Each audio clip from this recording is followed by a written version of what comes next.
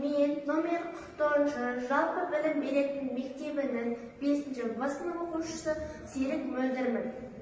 Қазіргі таңда індет жүріп жатқанын бәріміз жақсы білеміз. Сондықтан әрі қолайлы, әрі тиімді электрондық оқулық шықты. Егер де сіз көркем әдебиеттен қиналып жүрсеңіз, электрондық оқулықты пайдалануыңызға болады.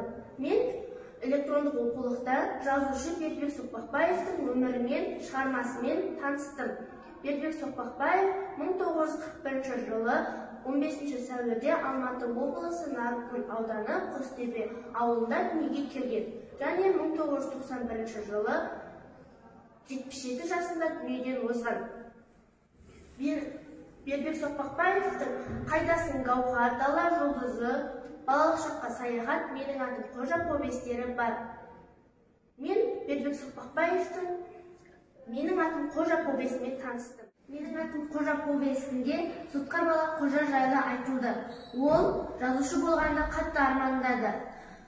Ол Қожа көптеген оқиғаларға тап болды. Оның мектебінде қызықты оқиғалар кездесті.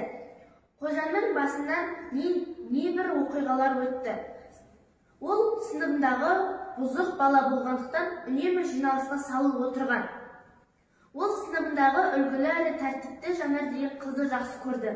Оған өлең арнап, шығарма жазатын, әрдайым оны ойлайтын. Қожаны көптеген қызықтар күтті. Тіпті Жанар екеуі кейде ұрысып қалса да, Қожа небір айла тәсілдерді қолданып, Жанармен татуласып алатын болған. Жанарды тек қана Қожа емес, Жантасты жақсы көрді.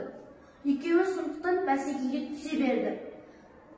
Кейде екеуі тіпті төбелесіп те қалатын болған. Ол екеуі бәсекеге түскен соншалық, Жантас оны қара көже деп электрондық оқулықты пайдалана отырып, кітапханадағы бүкіл ақын жазушылармен, өмірбаянмен танысып шықты.